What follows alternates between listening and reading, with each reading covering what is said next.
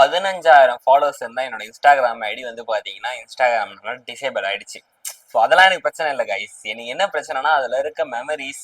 அதுக்கப்புறம் வந்து நான் இப்போ ஃபோட்டோகிராஃபி பிஸ்னஸ் வந்து பார்த்தீங்கன்னா வந்து ஒரு 6 மந்த்தாக பண்ணிட்டு இருக்கேன்.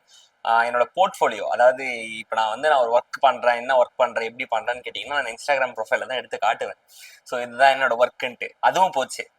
பல மெமரிஸ், ரொம்ப முக்கியமான மெமரிஸ் அண்ட் ஸ்டோரிஸ் எல்லாமே அதில் இருந்துச்சு. ஸோ அதெல்லாம் ரெக்கவரே பண்ண முடியாதுன்னு நினைக்கிறேன்.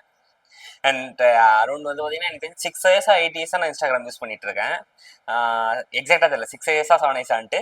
ஸோ அதில் வந்து பார்த்தீங்கன்னா மோர் தென் 1500 போஸ்ட்ஸ் வந்து போட்டிருப்பேன். அதுக்கப்புறம் இப்போ இருக்கிறது கரண்ட்லாம் 500 போஸ்ட் டெலீட் பண்ணியிருக்கேன். ஸோ 15,000 ஃபாலோவர்ஸ் வந்து இப்போதான் ரீசெண்டாக ஒரு 1 இயரில் வந்து பார்த்தீங்கன்னா நம்ம ரீச் பண்ணோம். ஸோ எல்லாமே வந்து ஒரேடியாக போயிடுச்சு. இந்த சிரிப்புல இருக்கிற கஷ்டத்தை வந்து நான் எப்படி சொல்றது அப்படின்ற மாதிரி இருக்கு. So bye guys. ஸோ முடிஞ்சா வந்து சப்போர்ட் பண்ணுங்க. இல்லைன்னா பிரச்சனை கிடையாது, நம்ம நிறைய விதமான வீடியோஸ் போடுவோம். ஸோ எனக்கு என்ன சொல்றதுன்னே தெரியல கைஸ். 15,000 ஃபாலோவர்ஸ் போயிடுச்சு. ஆனால் எனக்கு வந்து பெருசா வந்து மைண்ட்ல ஸ்ட்ரைக் ஆக மாட்டுது.